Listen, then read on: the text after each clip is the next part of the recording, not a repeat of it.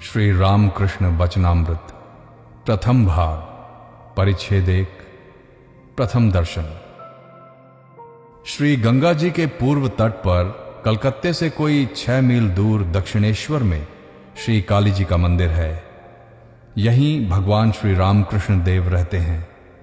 वसंत ऋतु है, 1882 ईस्वी का फरवरी मास। श्री रामकृष्ण के जन्मोत्सव के बाद कुछ दिन बीत चुके हैं। श्री केशव चंद्र सेन और जोसेफ कुक के साथ 23 फरवरी बृहस्पतिवार के दिन श्री रामकृष्ण जहाज में बैठकर घूमने गए थे। इसके कुछ ही दिन बाद 26 फरवरी की घटना है। संध्या का समय था।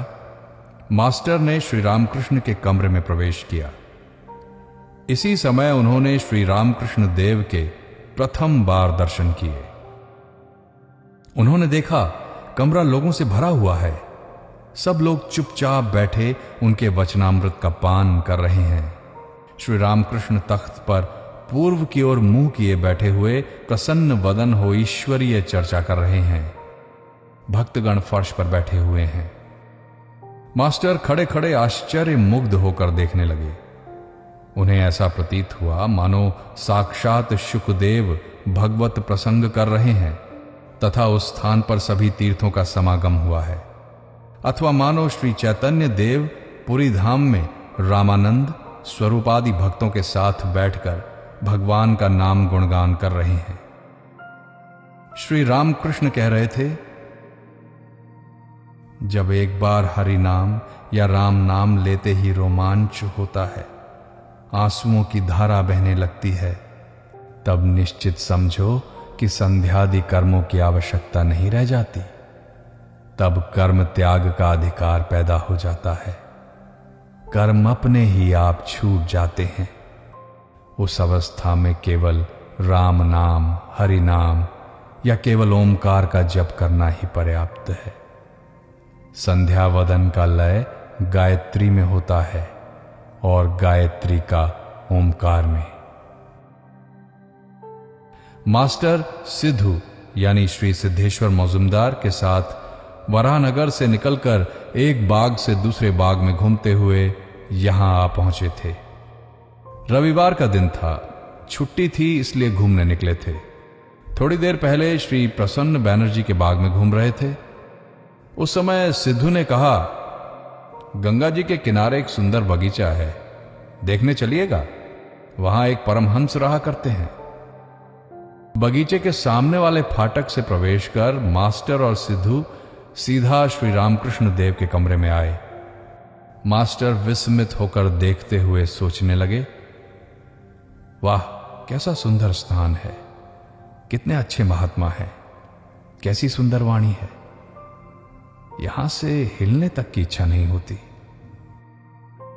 थोड़ी देर बाद उन्होंने मन में विचार किया, एक बार देखाऊं कहां आया हूं, फिर यहां आकर बैठूंगा। मास्टर सिद्धू के साथ कमरे के बाहर निकले। ठीक उसी समय आरती की मधुर ध्वनि आरंभ हुई। एक साथ घंटे, घड़ियाल, झांझ, मृदंग आदि बज उठे। उद्यान के दक्षिण सीमा से नौबत की मधुर ध्वनि गूंज उठी। वह ध्वनि मानो भागीरथी के वक्ष पर से संचार करती हुई कहीं दूर जाकर विलीन होने लगी। वसंत समीर पुष्पों की सुगंध लिए मंद मंद बह रहा था। प्रकृति में सर्वत्र मानो देवताओं की आरती का आयोजन हो रहा था। 12 शिव मंदिर, श्री राधाकांत मंदिर और श्री भवतारिणी के मंदिर में आरती देखकर मास्टर को अत्यंत प्रसन्नता हुई। सिद्धू ने बताया, ये रासमणि का देवस्थान है। यहां देवताओं की नित्य सेवा पूजा होती है। रोज कई लोग आते हैं। कई साधु संत, ब्राह्मण, भिखारी यहां प्रसाद पाते हैं। भवतारिणी के मंदिर से निकलकर दोनों बातचीत करते करते पक्के विस्तीर्ण आंगन पर से चलते हुए पुनः श्री रामकृष्ण के कमरे के सामने आ पहुंचे। उन्होंने देखा कमरे का दरवाजा अब भिड़ा लिया गया है। कमरे के भीतर अभी धूप दिखाया गया है। मास्टर अंग्रेजी पढ़े लिखे आदमी हैं, सहसा घर में घुस न सकते थे। द्वार पर वृंदा कहारिन खड़ी थी। मास्टर ने पूछा, साधु महाराज क्या इस समय कमरे के भीतर हैं? हां, वे भीतर हैं। ये यहां कब से हैं? ये बहुत दिनों से हैं। अच्छा, तो पुस्तकें खूब पढ़ते होंगे। पुस्तकें? उनके मुंह में सब कुछ है। मास्टर हाल ही में पढ़ाई लिखाई पूरी कर आए थे। श्री रामकृष्ण पुस्तकें नहीं पढ़ते, यह सुनकर उन्हें और भी आश्चर्य हुआ। अब तो ये शायद संध्या करेंगे। क्या हम भीतर जा सकते हैं? एक बार खबर दे दो ना। तुम लोग जाते क्यों नहीं? जाओ, भीतर बैठो। तब दोनों ने कमरे में प्रवेश किया। देखा कमरे में और कोई नहीं है। श्री रामकृष्ण अकेले तख्त पर बैठे हैं। कमरे में धूप की सुगंध भर रही है। सभी दरवाजे बंद हैं। मास्टर ने अंदर आते ही हाथ जोड़कर प्रणाम किया। श्री रामकृष्ण द्वारा बैठने की आज्ञा पाकर वे और सिद्धू फर्श पर बैठ गए।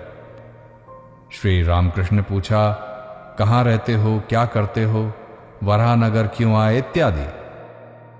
मास्टर ने कुल परिचय दिया।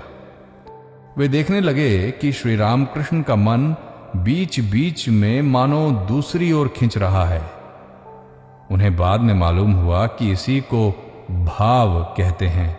मानो कोई बंसी डालकर मछली पकड़ने बैठा है। जब मछली आकर कांटे में लगे चारे को खाने लगती है और बंसी का शोला हिलने लगता है, उस समय वह आदमी किस प्रकार व्यस्त होकर बंसी को पकड़ते हुए एकाग्र चित्त से शोले की ओर टक लगाकर देखने लगता है, किसी से बातचीत नहीं करता। यह भी ठीक उसी प्रकार का भाव था। बाद में मास्टर ने सुना और देखा कि संध्या के बाद श्री रामकृष्ण को इस प्रकार का भावांतर प्रायः प्रतिदिन हुआ करता है। कभी कभी तो वे पूरी तरह बाह्य ज्ञान शून्य हो जाते हैं। मास्टर श्री रामकृष्ण से कहते हैं, आप तो अब संध्या करेंगे, हम अब चलें? श्री रामकृष्ण भावास्थ,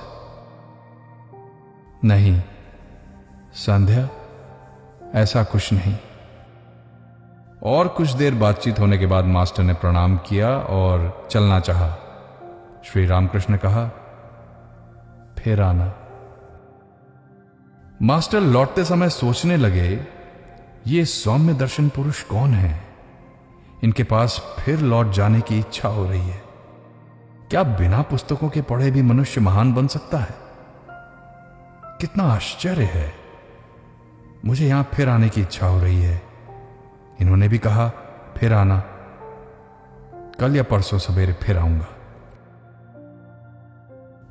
द्वितीय दर्शन। द्वितीय दर्शन का प्रसंग। सुबह का समय था, 8 बजे होंगे। श्री रामकृष्ण उस समय दाढ़ी बनवाने की तैयारी में थे। तब भी थोड़ी ठंडी थी, इसलिए वे शरीर पर गर्म किनारीदार शॉल ओढ़े हुए थे। मास्टर को देखकर उन्होंने कहा, तुम आए हो? अच्छा, यहां बैठो। यह वार्तालाप श्री रामकृष्ण के कमरे के दक्षिण पूर्व बरामदे में हो रहा था। नाई आया हुआ था। श्री रामकृष्ण उसी बरामदे में बैठकर दाढ़ी बनवाने लगे। बीच बीच में वे मास्टर के साथ बातचीत कर रहे थे। शरीर पर शॉल थी, पैरों में जूतियां। सहास्य वदन थे। बात करते समय कुछ तुतलाते थे। श्री रामकृष्ण मास्टर से कहते हैं, क्यों जी, तुम्हारा घर कहां है? जी, कलकत्ते में। यहां कहां आए हो? यहां वरानगर में बड़ी दादी के घर आया हूं, ईशान कविराज के यहां। ओहो, ईशान के यहां। श्री केशव चंद्र सेन के लिए श्री रामकृष्ण का जगन माता के पास रोना। श्री रामकृष्ण कहते हैं, क्यों जी, केशव अब कैसा है? बहुत बीमार था। मास्टर कहते हैं, जी हां, मैंने भी सुना था कि बीमार है, पर अब शायद अच्छे हैं।